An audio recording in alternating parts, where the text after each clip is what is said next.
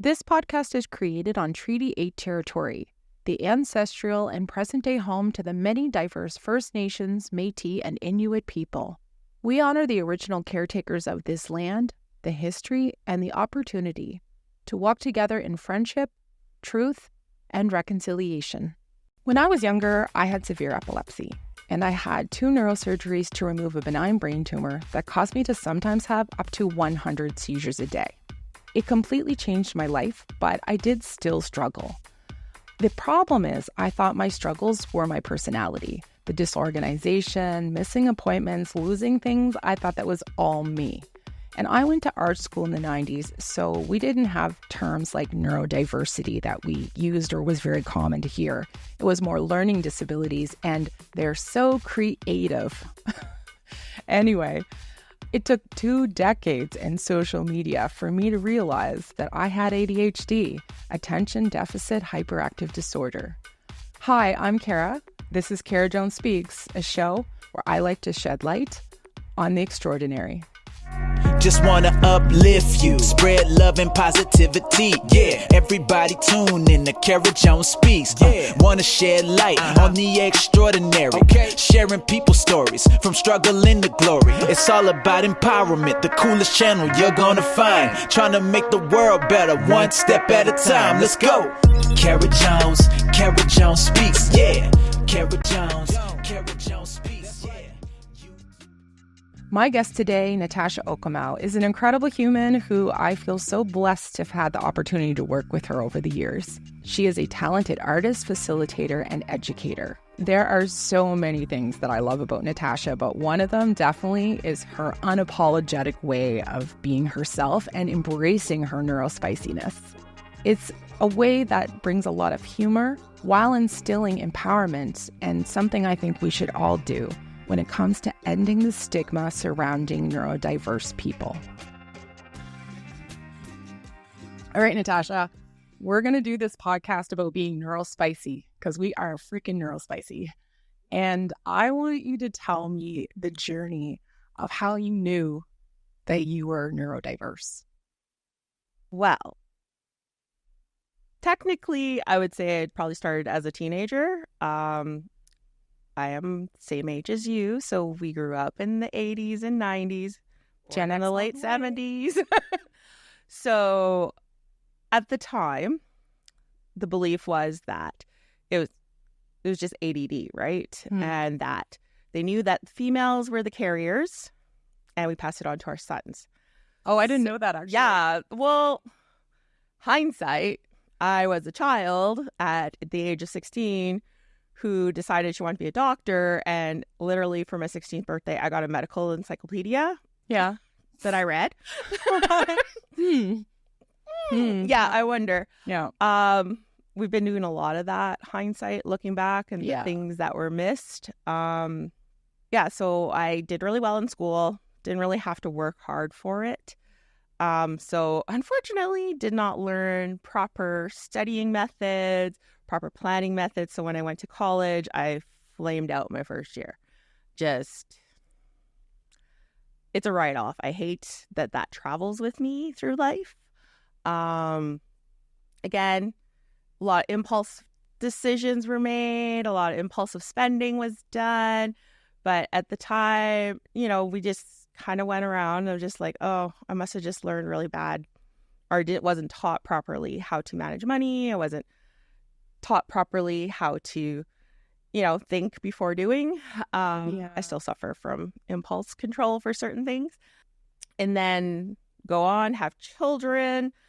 It was in March of 2020, I downloaded that stupid little app that we won't mention that started pushing out videos like, girls have ADHD and these are the signs and symptoms. And I was like, a lot of these are resonating with me, right? Yeah. So I did go in and I did see my doctor, and I asked him if I could get a referral to go get assessed for it, because the things that I used to cope weren't working anymore. And I was at the point that I needed something to help me, whether it be medication or therapy or anything along that line. I have a question, though, because I want to know what it was like for you when you did try medication for the first time. the first real week I was on it, it was like someone, you know how when you have all your tabs going on a computer and there's an annoying ad playing somewhere in the background, you can't find it. It's like someone found it and turned it off. Love that description.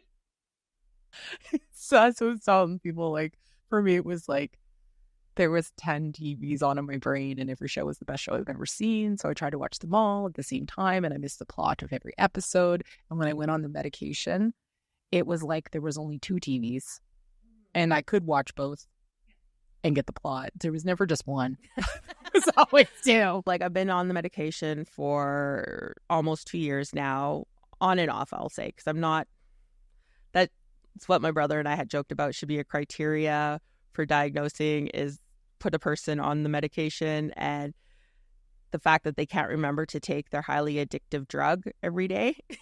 Oh my God. Truth. Yeah. So I try to have my little routines. I actually keep my medication in my car console. So I usually take it in the vehicle in the morning. So if I don't take it in my vehicle, I have another bottle stashed in my office desk. Oh, that's smart. And then, so because I have not been consistent in taking it, I do unfortunately have quite a little bit of a stash of medication. So I am able to keep, a couple bottles here and there. Yeah. But, it's not a cure because they're like, you're on it. Why isn't your office clean? Why isn't your house clean? You must be able to get all this stuff done. It's like, well, I still have to tell my brain the day before, okay, Saturday, we're going to do this, this, and this. And I got to make sure I'm medicated when I make these plans in my head. So I stick to it better when I'm medicated the next day. But if I'm telling myself to do this when I'm unmedicated and I choose not to take my medication or I forget to the next day, I do the lovely couch rotting and just stay on my couch all day and don't move. And I doom scroll on my phone and I watch TV at the same time. And then I feel, disappointed in myself that I wasted a whole day. But at the same time, I'm not giving myself that chance to recuperate when I've been super busy and that my body is shutting down because I've pushed it too far.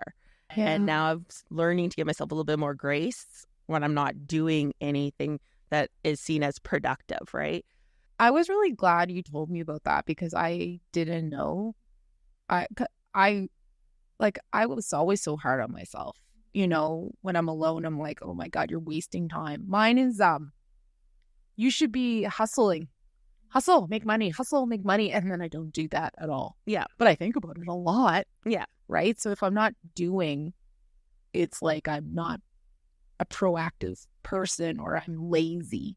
Yeah. And also some of that ties into being the oldest daughter syndrome of being, and a lot of ADHD women are people pleasers. Oh my God. Right? Because we've always been told we weren't good enough or not getting recognized for the things that we've done that people don't know how much we struggle to get it accomplished. Cracked me up one day when I hyperfixated on you talking about hyperfixating. It was hilarious. I was like, oh, I have this crush on a girl and and you're like, that's great, but like, try not to hyperfixate on it. And I was like, oh, God, Natasha, you totally get it. Yeah. Right? Because then I started hyperfixating. But then I was also hyperfixating on that you said about hyperfixating. I was like, and then it's like a fly. It's like a horse fly flying around in your head. You're like, oh my God, just stop. Hyperfixating, like just is repeating on in your head. You don't want it. You're like, oh my God, just make this stop. What do you do for that? Like, how do you make your hyperfixating? And do you have a trick? Because I don't. Yeah. So if I have a bunch of tasks I got to get done and, the fun task is what I start with, right? I make sure I take like a break that's not going to sidetrack me and derail my progress. Mm-hmm. So you got to learn like what that is for you. So for me, I know I can't go on my phone if I need a break. I just get up and I will do like a quick walk around the house and I'll like clean something quick. Yeah. Like pick something off the floor and then get back to the task. Thankfully, my watch. My watch is, it'll be like, time for a stretch. You haven't moved in a while. So that I get those like little things and having the technology there to remind me, that like I should get up and move. That's how I messed up my back so bad, is because I didn't realize how much I got up to go talk to people or get coffee or go ask people for things. So I would hyperfixate and not get up. And sitting like that for so long is compressing your spine. And I was in agony. I didn't know what the hell was going on. But it was because I didn't have a timer or something. And so when you're saying that about your watch, I'm like, I should get one of those because that's a good idea. And I have my alarm set to this for my wake up time. Yeah. So even if it's charging overnight, it's still, I have it placed away where I have to get up to turn it off. So I don't have it beside me in arm's reach. If I'm sleeping with it on, I wake up as soon as it starts ringing because it buzzes and it makes noise, right? Mm-hmm. But if it's charging, it's still far enough away that I have to get up to turn it off. So that helps me. I am not one of those people that has like several alarms in a row to sleep in. Do you think technology has made it worse or better? Or both? Okay. It's probably double-edged sword. It is. I think that's where some people get that whole everyone has ADHD thing, because yes, there is science behind attention spans have gotten shorter because of technology. But at the same time, I find there's a lot of helpful technology that is great for someone who is neurodiverse, right? Like what you're just saying with your watch. Yeah. Yeah. There is stuff out there that benefits us, and there's still stuff that are hindrance. And There's it always makes work easier. Yeah. Like when I was working in that place a few months back, and they told me I wasn't allowed to sync my calendar. I was like, you mean my calendar that's been synced for 15 years? It's like, since we could do that, and to say, yeah, you can't. I'm like, oh my God, what? But what do you do in situations like, I think it's changing in work environments. People are becoming more aware of the neurodiverse people. And technology is good that way. But how do you think it could change more? I think we need to adapt and change from this rigid structure of being stuck at a desk all day. Especially for neurodiverse people, it's torture. Like, okay, so I've been at my main job. I just had my 16 years. It hasn't been in a row, but it's been 11 years in a row since I've come back from my last maternity leave. And I always get asked why I'm still there. And at the end of the day, I work for an organization that has that opportunity to change roles. So yeah, I've worked there for 16 years, but I've also worked in the different departments within that organization. And where I am now in my role, I have a lot more freedom compared to a lot of other people I know that have similar type jobs. My boss herself, she probably is on the spectrum as well, because, the whole thing is the reason it seems like there's a lot of us is because we attract each other. It's true. And if you find that a lot of your employees are on the spectrum, guess who hired them? You. She's the best, too. Because one of the things I used to get marked on with my evaluations is my office being, this is the former ED before her, and she kind of did it for a little bit there too. I'd get always the comment about my office being messy or unorganized, and it's like, my office is organized. I know exactly where everything is in here. That's so funny. One of my girlfriends had said to me when we were living in Korea, she was really fascinated by me. And I mean, I didn't know I had ADHD, and she's like, you're really, Cara, interesting. It's like, you don't know this thing or this thing, but if I move it, you don't know where it is. But if I don't move it, you'll find it next to the third sock under your bed. Yeah. I was like, yeah, just don't move it. Yeah. I know it's there. Like, but I don't know if you've done this, but I used to do this all the time, especially with my keys. And that's one thing that I noticed. I don't lose as often. And before I would panic, I would go and I'd just be so bad, like mean to myself. Like, oh, you're such an idiot. How could you lose your keys again? Right. But once I started the medication, I'd still misplace my keys, but my mind would slow down enough to go, okay, don't panic. they're somewhere.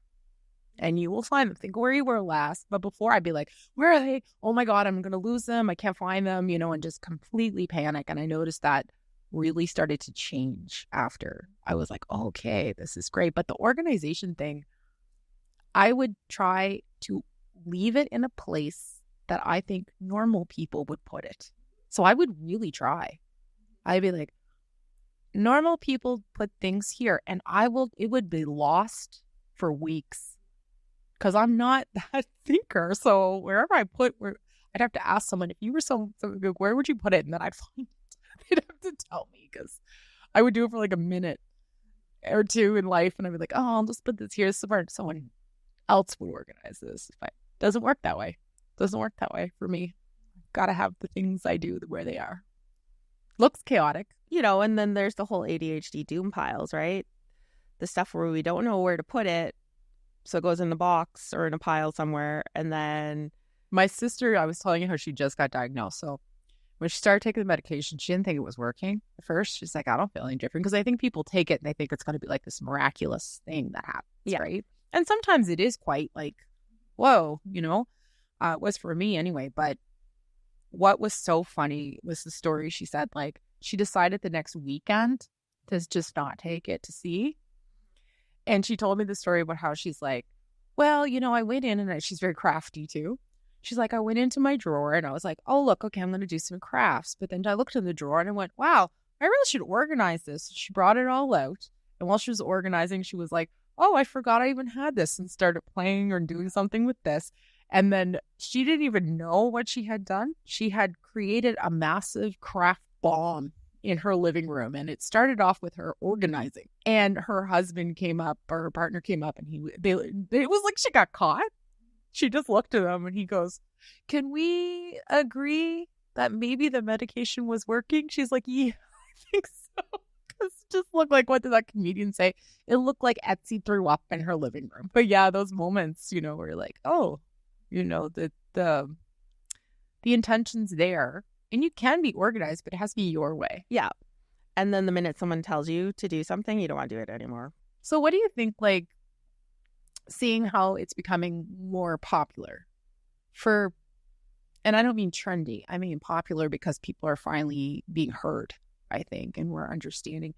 Because I think that some of the things that influence us obviously are nutrition and the quality of air and all the electronics. I mean, we don't know how these things are affecting us. We were probably great on farms because we were physically doing things all day and we had to be active. But you said sitting at a desk is exactly it. Like, sitting at a desk is brutal. It is. Like, I could have left my place of employment to work for somewhere else for more money. And as soon as I ask them a little bit of what it entails, I'm like, and I just point blank ask people now, I'm like, would I be stuck at a desk all day? Or can I leave and do stuff periodically, right? And they're like, well, I'll be honest, you'd probably be at a desk a lot. And I'm like, I'm good. It's true. I have to work at a desk a lot. And, luckily I find ways creative work. So yeah, that's good. If it wasn't, it depends what it is. Right, I would not be doing good. I would not do well just sitting in it. And I didn't. Like, when I was in that role that I was in before this role, I couldn't even leave my computer. Like, I didn't realize I had a really lot of freedom in my role before that. And I think that's it. Like, with COVID, employers saw that people could be trusted to do the work. But now it's going back to what it was. Yeah. And I don't get it. Productivity went up. People's mental health went better. But let's go back to I'm like, why are you doing that? I don't know. So frustrating. It is very frustrating. And, like, doesn't matter what kind of science comes out in studies saying the benefits of having like a 4-day work week actually increases people's productivity, and yet no one wants to adopt this model, right? Same thing with like education. Like, a lot of other countries have done the thing where the kids start school in the later part of the day, like especially the older children, like the teens and stuff, because it's better for their brains, because kids still need a lot of sleep when they're developing. And then teens actually need more sleep because their brains are in kind of those final stages of development. And so they've found that, like a teenager realistically needs between 10 to 12 hours of sleep a day. And yet we're stuck to this world where kids are in school by 8:30, I don't think it's working anymore. Like, we're really seeing that it doesn't work. Yeah. Like, it's coming out. Like, you hear the teachers talking about it. As I heard on the news today, like, they're saying these kids that came out of the pandemic are not the same kids that went in. Like, what do they need? This isn't working anymore. It's not. Like, I've really seen the difference in the school system in the sense that there's a lot more accommodation for kids that need it. But like, maybe having that option for all the kids might actually benefit them, as well as of just signaling out, the ones that are diagnosed, like maybe the other kid needs the fidget seat too. Maybe all the kids would benefit from being on yoga balls, that kind of stuff, or having these little breaks and activities, having the access to fidgets and stuff like that, I think would benefit them in the classroom. And, there is a lot of the younger teachers that are growing up with this type of stuff that are bringing it into the classroom. But then, the education system is trying to regress a bit here in Alberta. So, now their hands are going to be tied. They're taking away the things that they need for them. And you don't feel that some of those things are priorities, like this old standardized testing thing. It does not work for everyone. They've done the studies for it. They're not designed to help anyone with a learning disability, anyone that's from different cultural background, people with, Eurocentric. It's very Eurocentric. Yeah. And it's multiple choice. Like, some people do not see things, like when I've done the online RADS test, right, to see for the autism stuff. And some of those questions are hard because it's like, it depends on the situation. Like, it's hard to like, it's a multiple choice, and I'm like, well, you could think of it like this. Like, how are you in crowds? It's like, did I want to be in that crowd? Yeah. Am I where we? What's happening? Which I love going to. What time of day is it? Yeah. Did I eat? Like, there's all these factors for me before I can answer, and I overthink the answer, and it's like, get it wrong. That right there. It should be like, they should be timing us on how long it takes us to answer it too. Oh yeah, this is when I wanted to ask you, and maybe this can be like the closing question. Okay. Because I know that there's a lot of things that we've had to overcome because of it. It's made things could have been easier had we known. I know for me, and I'm most people I know, it could have been. But I also think it is like a superpower. I realize, like, I can get a lot done in a short amount of time. When my new boss was like, he said something about that. He was like, you can only focus on one thing at a time. I said, says who? Like, what are you? Please, are you like, I can do so many things, I get what they say that, but like, why do you think, like, do you feel like it's something positive, like, out of it? What do you love about being neuro-spicy? So it's actually come up quite a bit in the last week, and I've kind of made the joke that I'm the Jill of all trades, right? So I am able to take my previous knowledge and experience with other things and apply it to new things. So I can literally usually learn something new on my first try, right? And people just like sometimes see it as beginner's luck, whatever, right? But it's like I'm taking stuff that has a foundation that I've already got skills for and applying it to the new thing. Like, a lot of things are not brand new concepts. They're built upon something else. And my brain is able to make those connections quick because of the neuro-spiciness. I do feel that I am the out-of-the-box thinker for work for a lot of stuff. So that's why I get pulled in for brainstorming things, because I see it from a different perspective than everyone else does. I don't like things that get bogged down in things that we don't need to do. They're unnecessary steps, right? So I'm able to cut through a lot of that and get right to what you need to do. And, for that, I know that's an asset for a lot of people I work with.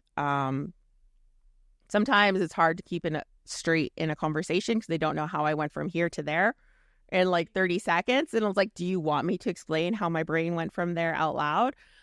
Because you're not going to understand why it went like that. Because like sometimes we'll be sitting there and all of a sudden I'll say something, right? Because you might have said something that triggered something else in my brain and brought it there. So the ability to recall information that I need is good, but sometimes at the same time, I can forget things really quick.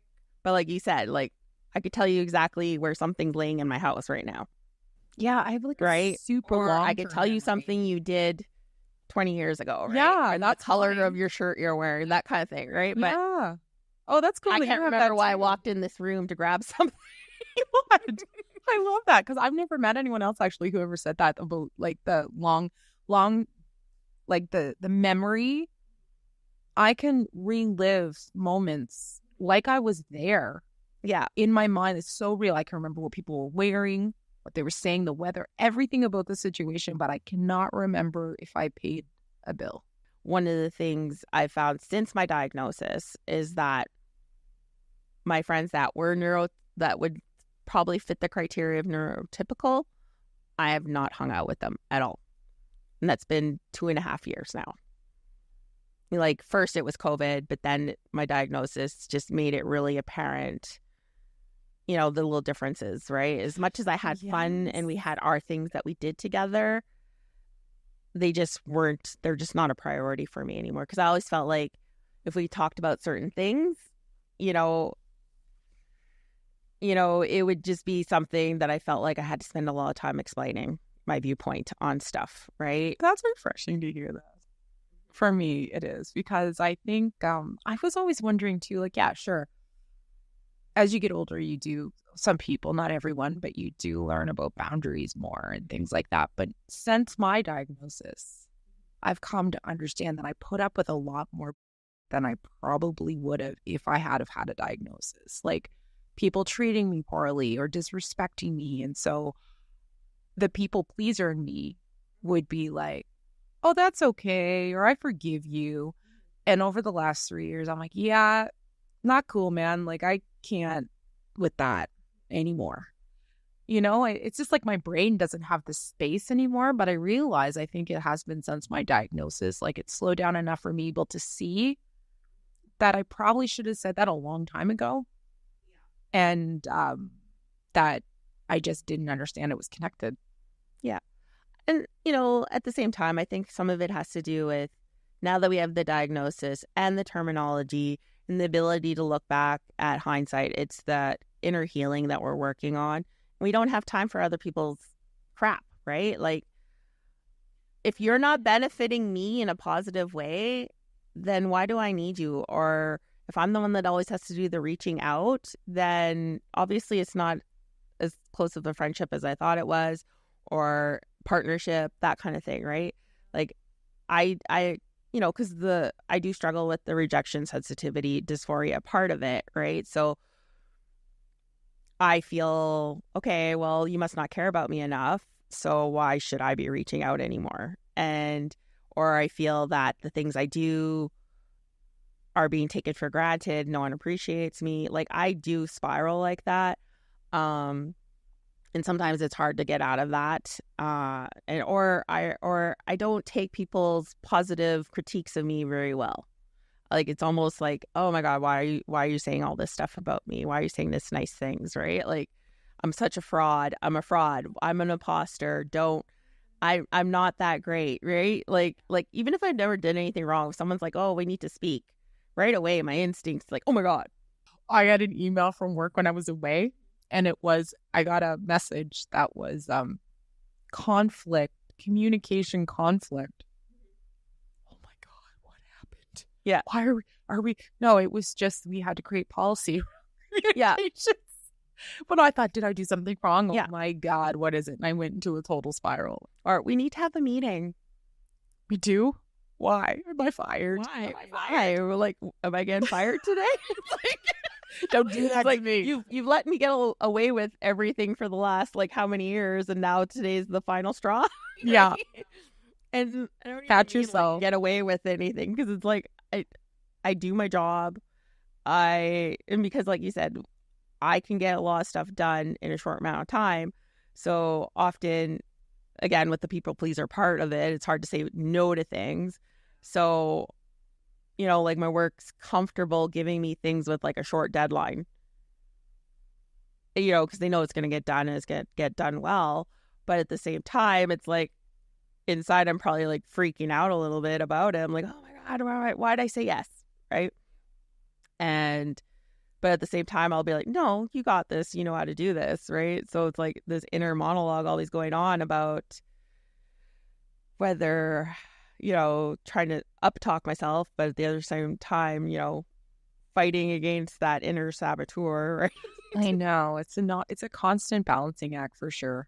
Because I recognize when I do it, but then I can also go overboard in trying to not do it. So people who are listening who don't know what that is like, just be grateful, because it's a being on a treadmill in your mind all the time, going, and you're trying to find that good speed. I know. I always laugh because everyone's like, oh, we would have invited you, but you're always so busy. Oh, God. Just ask me. Just ask, because I would have made time. Yeah, absolutely. Right? I'm home from 6:00 usually on, and I don't do nothing. I go home. I literally will binge watch some shows. I will cook supper, and then it's like, yeah, I'm pretty boring. Like I feel I'm very boring. Me too. At home, and I don't have any real vices, right? I like the color. It's like so boring. Back in the day, undiagnosed. Oh, what did I do? Self-medicate with alcohol and going out and partying all the time, right? And then, one day I was just done with it. And that's the one thing. It's like we're highly addictive in my family, but I find with me, looking at it differently now, it was a hyperfixation, because I can drop it when I'm done. Yeah, I don't struggle I've been really with lucky. an actual addiction. Like, me too. If I want to quit something, I'm done. Yeah. I think my only addiction is, I don't even know if it's an addiction or just a compulsion. I think it's more a compulsion, is just trying to, I didn't even say it isn't compulsion. I don't really have an addiction of things. I sometimes will be like, well, I'm addicted to sugar, things like that, right? Like I'm addicted to we all have patterns, but I think they're more compulsions now, I understand, than actual addictions. They're things that I've started to learn how to not do now that I understand it. And I think that's it. Like, people don't understand that. So, like, medication isn't the end-all, be-all. But what it does is it slows everything down enough for you to be able to see your patterns and do something about it. That's it. You're like, oh, well, I could just do this. But before, it would have been like, oh, God, I have no idea how to do any of this, so I'm just going to try to do it all and not get any of it done. I do think that it is changing. I think people are starting to really, like, listen and hear how we are different. And in all ways, in all, like, neuro or gender or race or culture or whatever, people are paying more attention, even though it does sometimes feel like we're going backwards. Oh, it does, because it's like everybody is something now, right? Like, it drives me crazy because we're not. But like I said, if you're finding that you have a lot of people that are neurodiverse around you, it's probably because you are that neurodiverse person that's undiagnosed in that group. The other thing I've found with the neuro-spicy is that most people I've met that are neuro-spicy are also on the LGBTQ spectrum. Oh my God. And I think it's just because our brains are wired different to see things better. Not better, but differently. You're giving me epiphanies here, Natasha. Yeah. I've literally asked that question to a lot of youth even. God, now I'm thinking about all my friends. I'm like, they fall somewhere on that spectrum, the rainbow spectrum, right? And yeah, like even with not all myself, of them, obviously, but like quite a bit. I haven't really met anyone that isn't somewhere on there that I can think of. I have. But now that I think of it and you're saying it, there's more. But, the more we get to understanding with gender expression and identity and attraction, people are starting to realize that, they are a little bit differently, because apparently, that's one of the things I've come to accept, that I am most likely a two-spirited person and within the Indigenous culture, because I guess real straight people don't find anything attractive about their same gender, right? Yeah, I hear this. Yeah, I hear this. That has not been my experience. So I'm like, oh, I guess that means am I bi? Am I two-spirit? Because, I haven't acted on that stuff. But like, within Indigenous culture, with two-spiritedness, it doesn't necessarily mean I would engage with another woman. It means you're not haven't, the part of the male personality a lot. Because, like for me, I was labeled as a tomboy. And I think when you were saying about back in the day with the farm, like the reason I probably didn't seem like ADD at the time is because I was very active as a child. Like, we're from that generation where you had to leave the house and come home when it got dark, right? Yeah. So we were off doing our little adventures. Yep. And really did a lot of adventuring. I did a lot of adventuring when looking back, we should not have done. God, so dangerous. It was. We're lucky so many of us survived. I tell that to my kids all the time. Like, I was in a lot of situations that could have gone wrong, right? And you're lucky you exist. Seriously. But I was very active. And then once junior high hit, I was playing all the sports in school. So I was a busy youth, right? Like, I went to youth group. I played on the sport teams that I liked. I don't do volleyball. It's very volleyball in Grande Prairie. So I was very busy. And then once I hit 18, I was in the bar dancing every night, right from the minute I got there till closing time. So it's like I was active. So it was harder to see that part, right?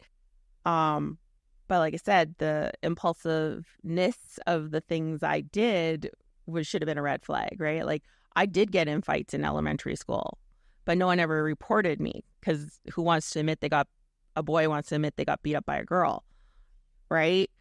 I had my little bully phase there. Like, I admit it. You're telling me that, like years ago, and I was like, "That's interesting." I could, I guess I could see it, but like, but I didn't. You were little girls. I bullied the boys that were bullying the girls, right? Right. So you're standing up for the girls. Yeah, and so it's like I had outlets then, and not knowing. I developed my own little coping strategies without knowing why I was trying to do the things I was doing, right? Like, it just, I was doing the best I could without having the tools or the words to express myself. And like, that has been like the biggest thing. Like, I always, I've told my sister, I was like, for me, the late diagnosis is frustrating in the sense that, not that I had missed opportunities, but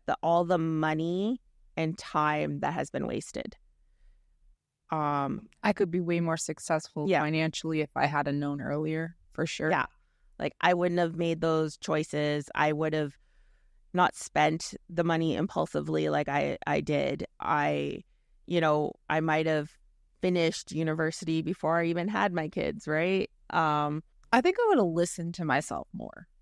Because I was right, but I didn't trust that I was right. Yeah. And that is the worst part, is the instincts are there, and then you don't listen to them, to just have it come back and like, no, you were right all along. And then now you have to live with the consequence of not listening to that instinct, right? Yeah. When I think it was like 2020, I think it was, I finally just said to my family and people, so I'm going to not totally listen to you all the time now. because I know things. And I was right about the majority of the things I didn't listen to myself around. And I think that's what you were saying about the, like that superpower kind of idea of we can see things beyond, we think outside the box. So I always knew about trends before they were, and so like, for example, YouTube. I knew YouTube was going to be big, and I was like, oh my God, I even had this idea for my friend and I to do this like travel vlog, which it wasn't even a thing yet, right? But because I believe because I'm neurodiverse and I didn't fit in to the way it was, people would often be like, Cara, that's not realistic. And because they didn't understand that I could see beyond the thing, right? And especially coming from a small town, people had a really hard time. Actually, when I moved back, I want to tell you this. Shout out to Bruce Campbell if you're seeing this. Bruce Campbell was one of my bosses when I was younger and I worked at an art gallery. He was great. And he was definitely, I'm going to say, Bruce, you're definitely probably neurodiverse as well. That's probably why we got along so well. But I came back to Nova Scotia and I was feeling really discouraged one day because it's challenging where I live because I can see that I can solve the problem. Like I see the solution. And when people are really stuck in a certain way, I'm not saying I'm right about everything. I just can see a solution and just open your mind a bit to it, right? And one day I was feeling really discouraged and I went up to the art gallery and he was still there. He goes, hey, kid. He always calls me, hey, kid, how's it feel to come back to Annikanish and see all the things that you said should change actually happen? It was the best gift ever, he said that, because the validation that someone saw that was nice, right? But now that I understand why it probably was more prevalent because I was like a black sheep. And so you get that thing like where people go, I swear to God, if I never heard anyone again say to me, you have so much on your plate. Shut up. Listen, the things that they think I have on my plate that are hard aren't the things that I need help with. Those are the things that give me joy. So if they're seeing me in school or seeing me doing things like that, I freaking love that, stuff.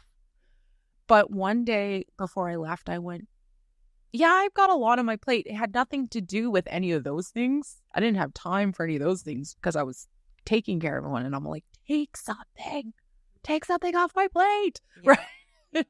But it's this idea that I realize we get a new sense. There's a new sense of self-awareness, I think, after the diagnosis that is great. Yeah. It is. It also allows us to explain ourselves better to people that work with us, so they have a better understanding, and they're not as judgmental. I've found, right? Like I said, with my boss, with my office being dirty, she doesn't even say anything about that in my evaluation anymore. And I'm gonna your office isn't dirty. Your office is crafty. Yeah. Dirty is different. Your office looks like Michael's. When we were next to each other, I would be like, I can't come into your office because I will never leave. Yeah. Right? But, I would say that when I walk in there, I don't think that. I think it's just crafty and you have places in certain places. Like, I don't think that, but I see why other people might. Yeah. I guess. Yeah. I guess. Yes. Yeah. What about someone who's questioning if they have ADHD? Well, and they're adults. I'll put it this way. Someone who's neurotypical doesn't question if they have ADHD. That was it. Boom. I love it.